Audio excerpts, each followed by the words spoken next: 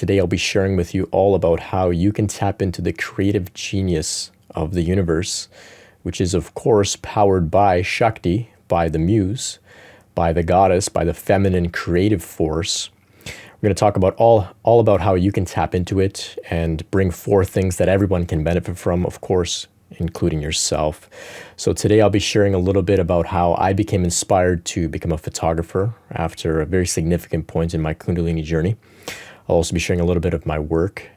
I'll talk about my favorite book ever, which I think will definitely inspire you to take your creativity to the next level, to develop that relationship that you have with the Muse, with Kundalini, and to become creative. And if you're not already creative, to become creative. And if you are already creative, to take it to another level, to become a little bit more efficient at tapping into that creativity on command when you need to. As well, I'll be talking a little bit about a very new development in the art world and the technology world, which is artificial intelligence.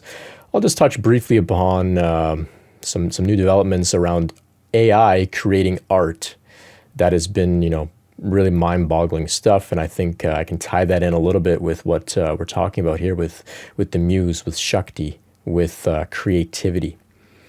As well, I'm going to show you how you can invoke the Muse in your own life to be creative.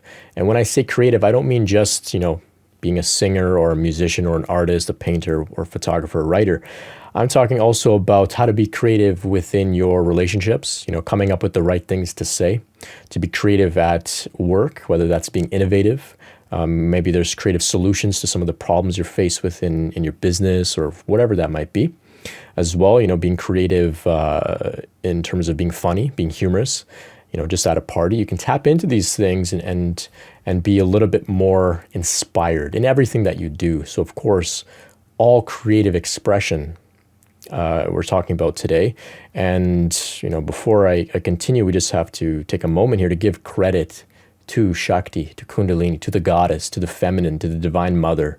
She is who all credit goes to when we speak about creative endeavors, creative expressions. Everything that we see all around us is all her creation, including us. So anything that we bring forth, we can enjoy the act of bringing forth. We enjoy what comes forth, but in the biggest ultimate picture, we don't get any credit. All that credit goes to the goddess. And I just want to preface today by saying that in case I slip up and, maybe I'm speaking about my photography work and I start saying, it's my photography work and I'm really proud of what I've accomplished or whatever. This is semantics a little bit, but ultimately it all goes to God. Okay. It all goes to God. So we can, of course, be a little grounded and be a little human and say, yeah, this is my work. I created it, whatever. But ultimately in the big picture, we didn't create anything. We just brought it forth. We channeled it forth. And that's what we're going to speak about today. So let's talk about the Muse. So the Muse, I believe it's Greek. It's a Greek word for the creative goddess. I think there was multiple muses. And so when we think of the goddess and we think of her as a creative force, we can attribute her to being the Muse. So that's what I'm speaking about here, the Muse. And when we think of music, of course, it's inspired by the Muse. And so that's why it's called music. It comes from the Muse. And so we can see already that this is not just a Sanskrit thing, talking about Kundalini Shakti as the creative force. No, we see it also in the Greek system, you could say, the Greek philosophy. The Muse is there and she's feminine and she's responsible for being creative, right? It's music is, I think, the most popular thing known around the world, we could say. And of course, we attribute that to the Muse as well. So I just wanted to remind you that this is a universal thing that we're talking about here. We're not talking about something strictly limited to yoga or India or Hinduism or Sanskrit. What we're talking about here when we speak about Kundalini awakening, Kundalini process, creativity, the goddess, the divine mother, we're talking about a universal thing that's been acknowledged throughout many, many different traditions throughout history around the world. The divine mother, the feminine force, the feminine energy in the world is what we attribute all of these wonderful things that we experience in our world, okay? That's not to take away from the masculine. The masculine is the foundation upon which the feminine dances, you could say. So it's equally important, but this is not something limited just to, Asian traditions, you could say. So the Muse is Shakti. She's the creative force. And if you're able to invoke her, which I'll be speaking about in a minute, about what that really means to invoke her, you're able to allow her to inspire you to be creative, okay? And so sometimes we hear about, with people in their Kundalini awakening process, we think, we hear about how they've become a creative genius, or somehow we think that their brain becomes activated to, the brain becomes awakened or activated, or certain parts of pathways of the brain are turned on, and they're able to tap into creative genius. They become genius, you could say. And you can look up things like this. People think, okay, if I have my Kundalini awakened, will I become a genius? Well, this is what they're talking about here. When you have your Kundalini awakened, you develop a very intimate relationship with the goddess, with Kundalini Shakti, with the Divine Mother, with the Muse. And so even though you may have it awakened, you still have to engage in the practice of invoking her, of summoning her, so that you can bring forth those creative things. And now I also want to remind you here, before we keep going, you don't necessarily have to have a full, complete, 100% done Kundalini process in order to tap into what I'm sharing here. Everybody has access to this. Even people who have nothing to do with Kundalini are still able to tap into creativity, are still able to get their ego out of the way and allow creative energy to come through and inspire them. We see this with, musicians. We see this with athletes who say, something took over me and I made that play. We see it with people from all over the world. They may call themselves atheists, they may call themselves, scientists, whatever, but they're all inviting something beyond themselves, something transcendent to speak through them, okay? So we can use this invocation, this act of summoning, this act of channeling, this act of getting out of the way for the Muse to come through. And we can channel forth things like art, ideas. We can channel forth healing as well, whether that's for ourselves, for others, for the world. We can channel forth innovation, ideas, wisdom. We can use it to inform our decision-making in life as well. So, like I mentioned, it's not just limited to just art. Okay, we're not talking about just art. So you may think, oh, this is only for artists. I'm not really an artistic person. Doesn't matter. We're all artistic people, because everything can be considered an art, right? Even speaking can be considered an art, and we all speak. We all relate with people. Okay, so what does it really mean to invoke or to summon this energy, this creative force, the Muse, the Divine Mother?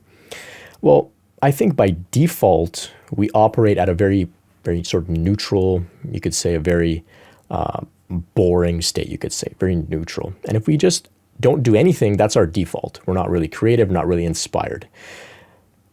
But to tap into these higher states of consciousness in which we're able to flow and be creative, we have to do something active, which means we have to invite those energies. We have to invite inspiration into us to flow through us. It doesn't just come on its own.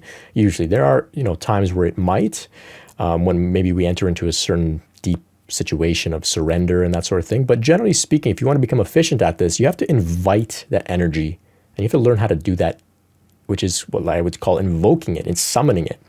Now, when I use the words invocation, when I use the word summoning, I know it can sound like, we're getting into something, like very esoteric, talking about maybe witchcraft or something. I'm not talking about anything like that. I'm just talking about engaging in some sort of ritual to bring forth the Muse, to invite her into your space. So that can be a simple ritual, which is just saying a prayer. Something just like, Divine Mother, I'm about to engage in some creative activity now. I'm going to do my best to get out of the way, and I invite you to use me as a tool to bring forth what you want to bring forth. Or something like, Divine Mother, I'm about to enter into a healing session with a client. I'm doing my best to get out of the way. I invite you to bring forth the healing, the energy, the inspiration that they need through me as your vessel, as your tool. Use me. And I'll do my best to get out of the way, and I thank you in advance for that. Very simple types of prayers like this. There's nothing specific that needs to be said or done. It's just something that resonates with you, that inspires you to get out of the way. And when I say get out of the way, I mean inspires you as the resistant, separate sense of self, the ego, to just step aside and to let something come through you. So it doesn't have to be any specific prayer or words. It can just be a feeling that you have. The Muse, God, Shakti, she doesn't listen to specific words. Okay, when we pray, when we communicate with her, she resonates with feeling, with the vibration of what we're saying. So as long as you have something that involves the general sentiment of humility, which is, I am getting out of the way so that you can come through me and use me just as a tool. I'm not going to take credit for any of this. I don't even know what I'm doing. I'm just getting out of the way so that you can channel through me. So there's an element of humility. There's an invitation, come work through me. And there's the intention to do good work, to do something that will have value in the world, right? And so this is how we can invoke, can summon that energy to us, and it must be done. Like I said, it has to be something active, because by default, we're at a very baseline, sort of uninspired state, you could say. Okay, so this is what it means when people are channeling, right? When people are channeling poetry or art or speaking or comedy, or they're doing improv comedy, for example, and they're channeling, this is what they're doing. They're inviting the muse to speak through them, to guide them, to inspire them, okay? This is what it means to be divinely inspired as well. When somebody says, I was divinely inspired to do this or to do that or to write this book, that's what they're talking about, okay? So we're all channels in this way. We're all channeling, and we channel various times throughout the day. Sometimes we don't recognize it, but we're all channels, okay? And it's just that some of us are more practiced at it than others, okay? So now that you're listening to this, maybe if you've never heard of this idea before, now you're aware that you can actually do this consciously on a regular basis, efficiently. You can become practiced at it. You can become more skilled at doing it on a regular basis, and maybe that's how you can tap into becoming more and more effective at bringing forth genius ideas and work that can become something that isn't just one-off random things that kind of happen, to us now and then, right? Throughout our Kundalini awakening journeys, there are times where we're so irresistibly compelled that even when we don't necessarily invoke the muse, she maybe, grabs us and draws us to a certain book to read, or tells us, start writing, or something like that might happen. But those are almost like things that happen somewhat randomly, you could say. Of course, nothing is random, but you could say randomly. But what I'm speaking about here is in showing you how to, be able to do this on a regular basis, okay? The other thing, too, that I wanted to mention here is that, when we hear somebody speaking from the heart, this is what we're talking about. We're talking about they moved out of their head, out of their mind, and they were into the heart.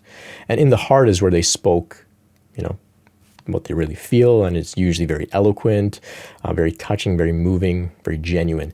And that's because they spoke from the heart. And in the heart, that is where the muse resides, okay?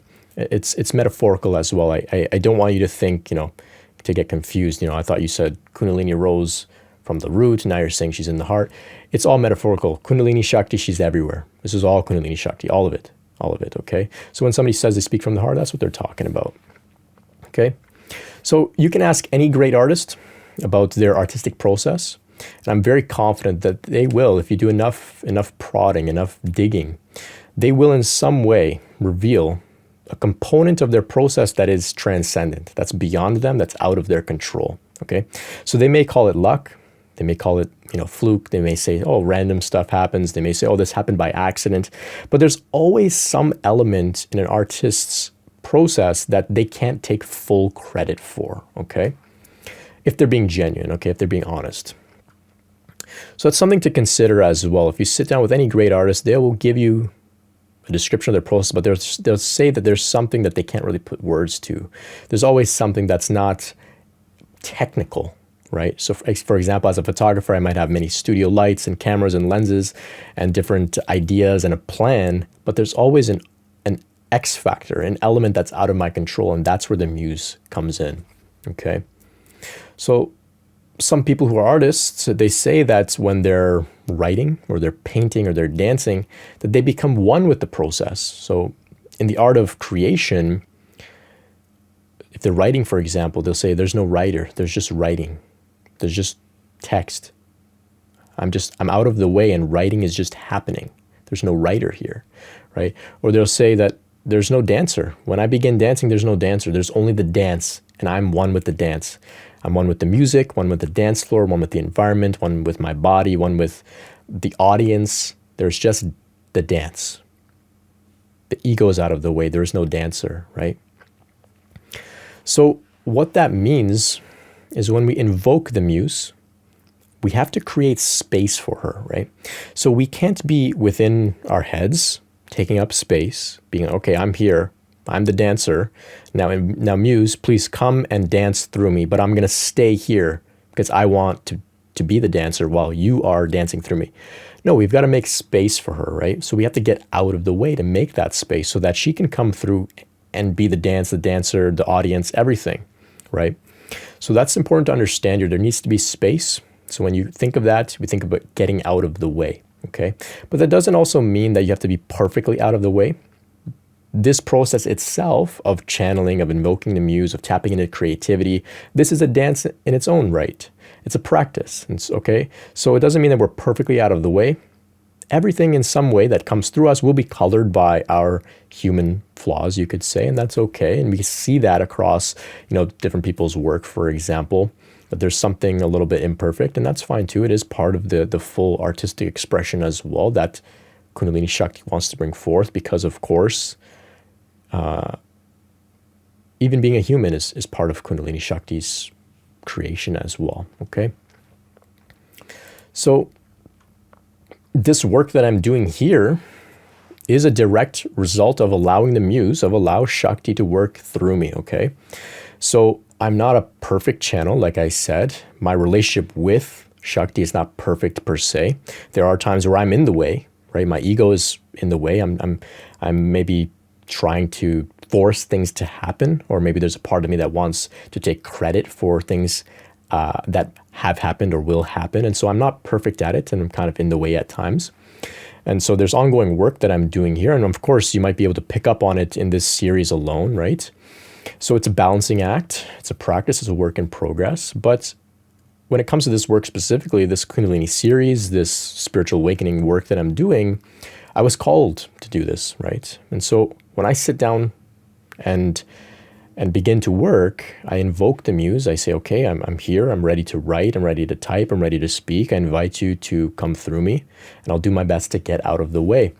And so what comes through me when I pay attention to it, when I listen to it, when I read it, whatever it is, I'm more of a student of this than I am a teacher of this, okay? So I'm going to go back and listen to this recording as well and just, let it sort of sink in a little bit as well. I'm a student of this. I can't really take credit for it, okay? Like I said in the beginning, all credit goes to Shakti, all credit goes to God, okay?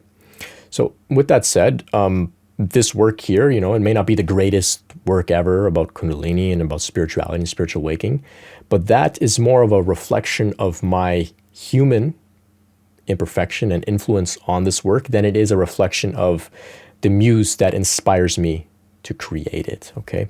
And the same goes for my photography work, which is what I'll show you in just a second. Okay, so a little bit about my relationship with photography. Growing up as a kid, I never really had any visual art skills. I was always very jealous of those who could paint and draw and that sort of thing. But after my Kundalini rising, one of them, I picked up the camera and I couldn't put it down. I didn't have any idea what I was doing, but I was just loving it, really, really loving it. I was really passionate about it. And I started to recognize that through photography, I was becoming a channel. I was becoming more skilled at invoking the muse and developing this relationship with her in which I could allow her to guide me to photograph a certain thing or to maybe set the scene for me to photograph and that sort of thing. And so doing this was so enjoyable. And this is something about channeling that's important to understand. When you invoke the muse, it's like being high, right? It's like being high on a drug, but it's a very clean and steady high that is, it's what being in the flow is like, right? And we've all experienced it at times.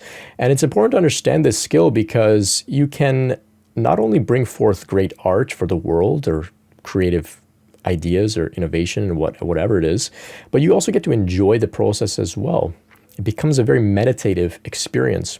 Now, in previous parts of this series, I spoke about how some people might meditate with the intention of leaving their body, leaving the world behind, transcending it. They might say, the world is a place of suffering. It's all material. I need to transcend into non-physical spiritual awareness. But I don't think that's really what we're here to do. And the Kundalini process is not about transcending and leaving the body. It's about becoming fully human and divine at the same time. And I think being a channel, being a creative, being an artist, and invoking the muse is the most effective means to meditate and be human at the same time.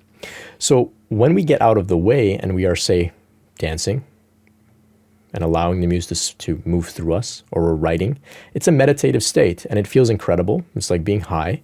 It's a high like no other. And it is not a type of meditation or a high type of experience that we use as an escape from our problems or as an escape from the suffering of the world or our body.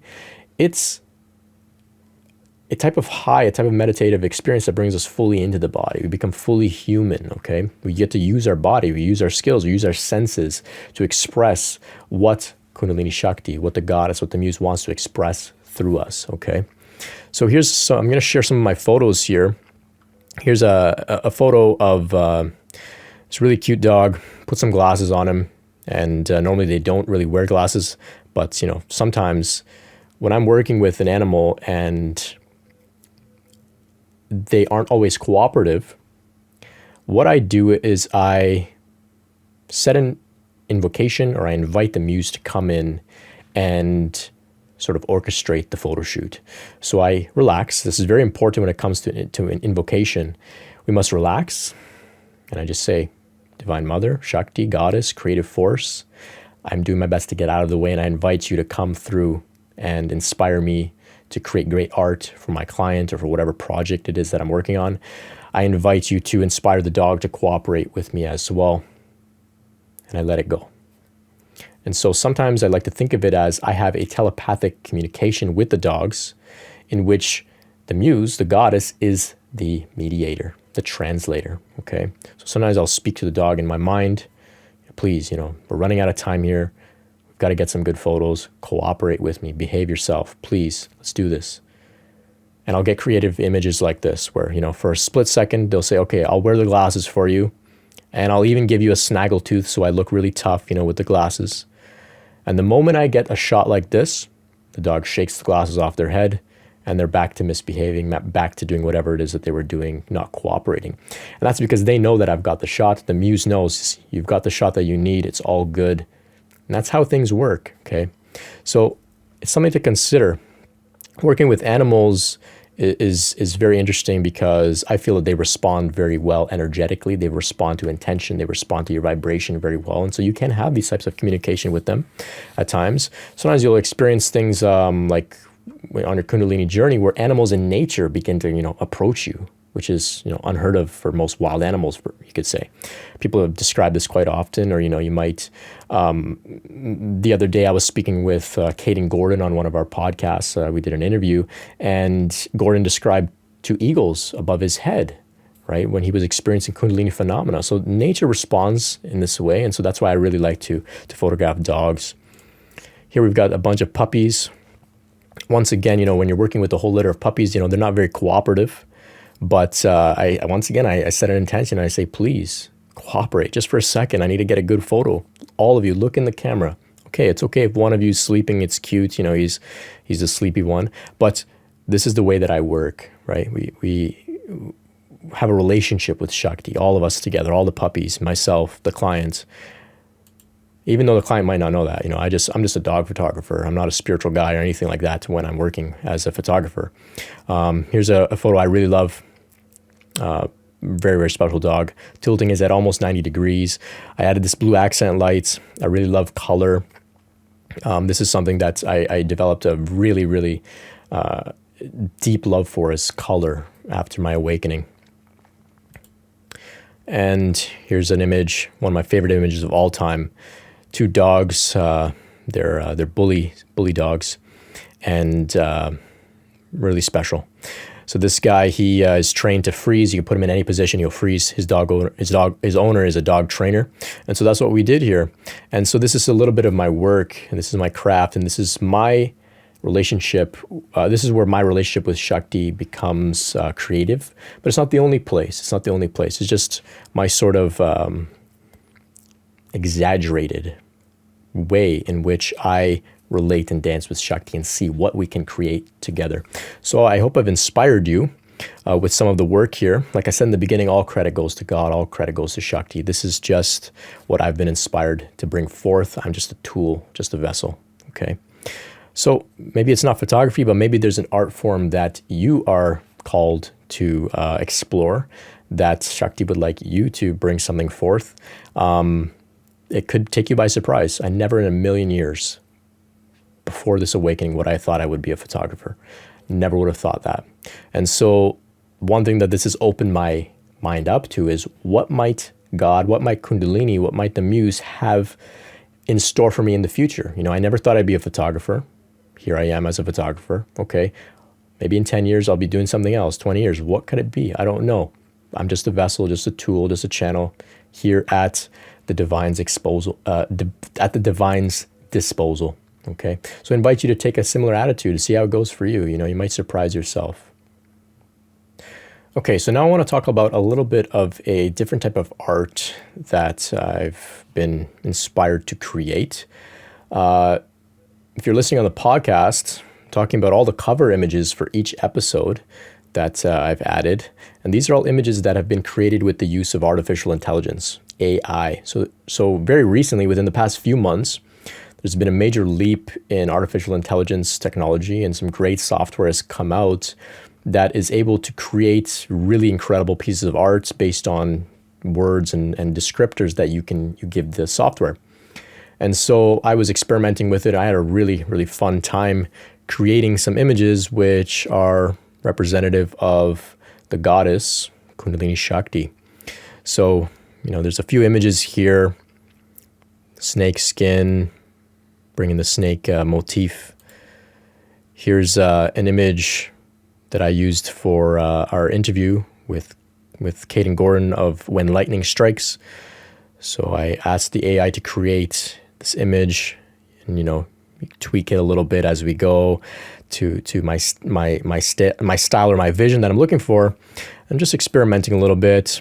You know, we've got some art here with the goddess, you know, flowers blooming out of her head, representing, you know, like the awakened crown, like a halo, that sort of thing. Colorful body representing the full chakra system, right? Mother Nature, you could say, things like that. So AI is creating these really, really incredible pieces. I won't share all of them here, but if you're wondering where I've got these pieces of art, you know, who's the creator, who's the artist, who owns the copyright? I do, but I wouldn't say that I'm the creator. You know, I would say, you know, I told the AI what to do and it created it for me. You know, maybe you could say I'm the visionary. I'm not really sure, but I don't want to get into too much about this, you know, AI debate, because it's a very hot topic right now, and I don't really have any strong opinions on it.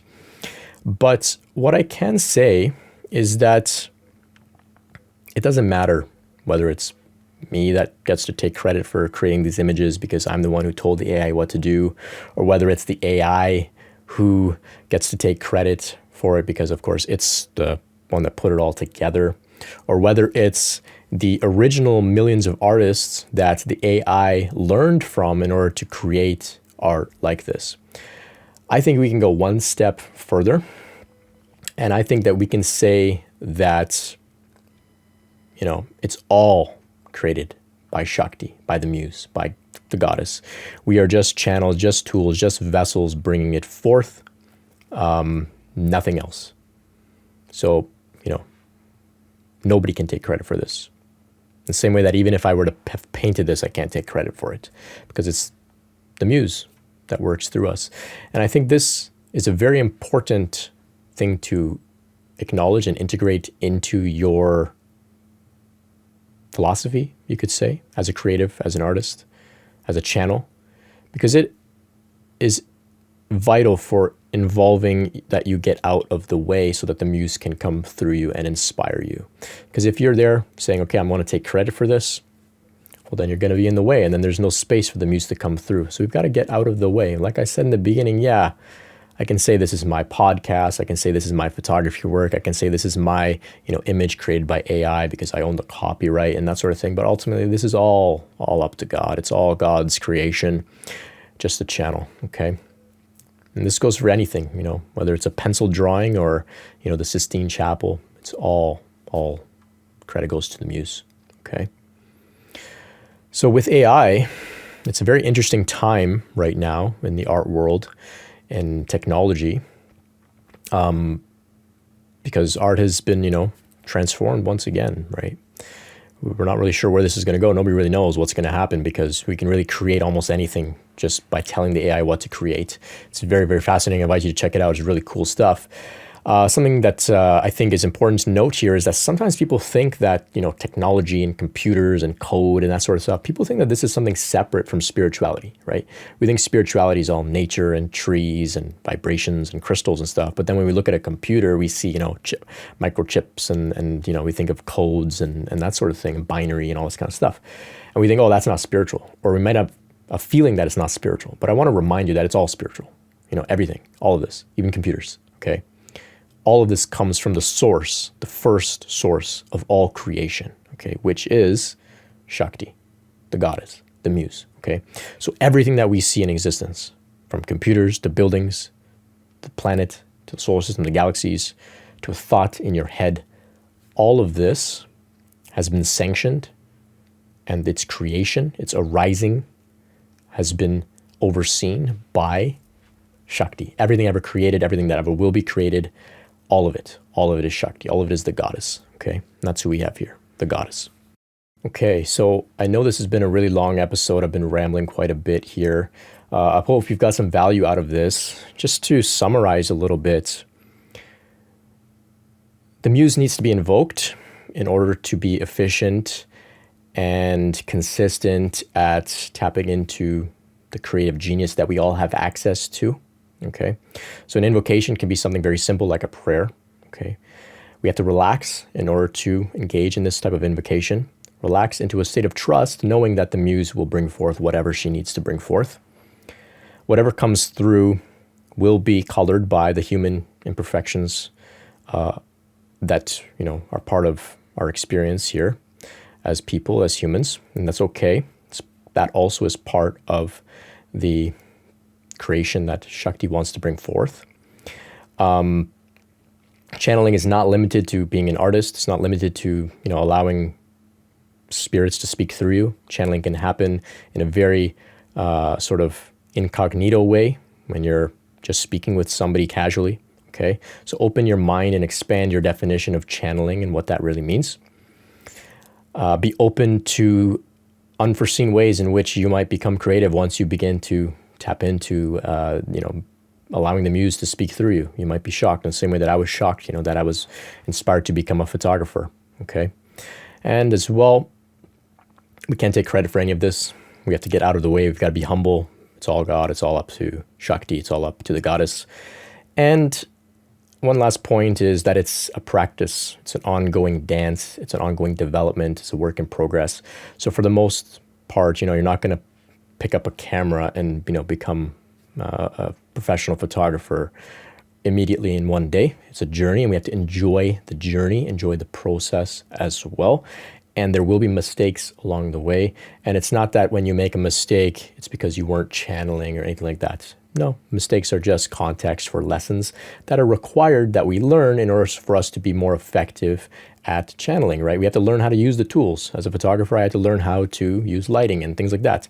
And by making mistakes, that's how I learned how to use those things. And so now that I'm technical and I have the technical skills, now I can relax and allow the goddess to take care of all the things that aren't technical, all of the spontaneous, magical things that happen as a photographer or as, just whatever it is that we use our connection with Shakti for, okay? And remember that we're always bringing forth good things. We're always bringing forth things for others to benefit from.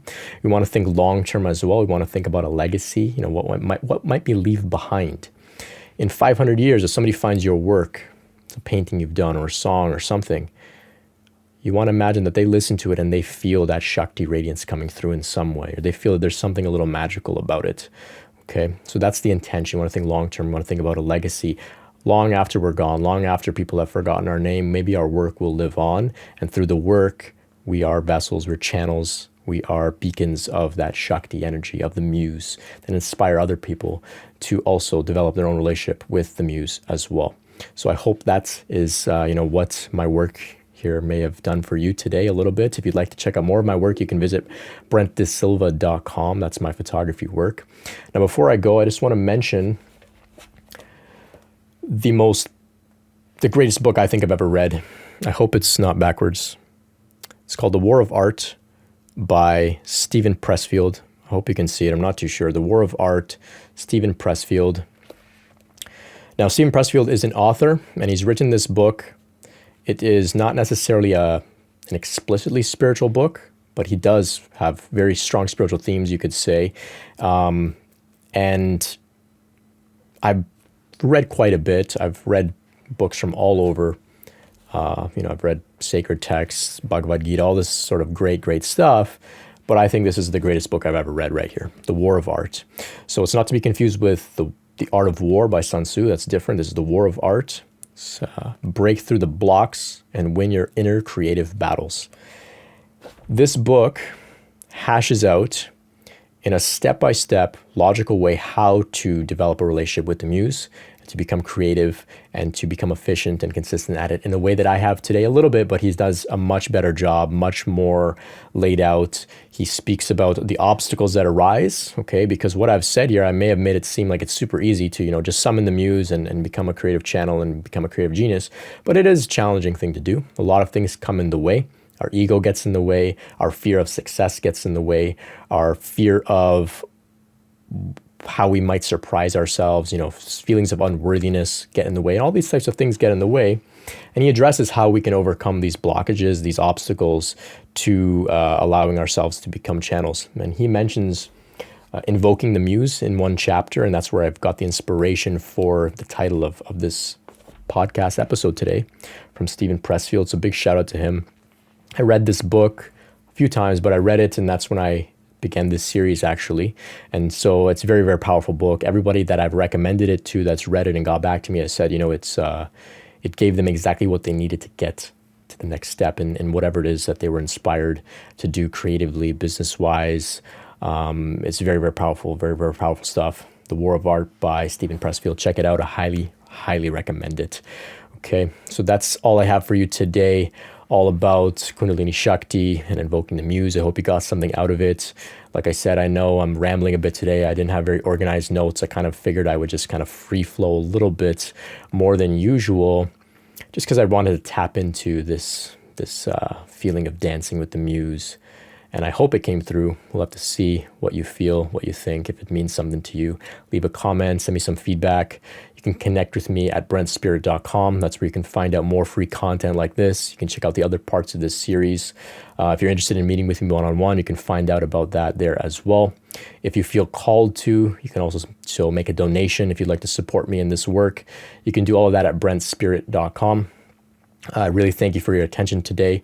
And if you're wondering if there's something that you can do for me, share this with a friend who you might think could benefit from it if they're experiencing Kundalini phenomena or they're interested. That goes a really long way. So thank you so much for all your shares. Everybody that's gone back to me over emails and the comments, it really means so much to hear that this work is meaningful for you.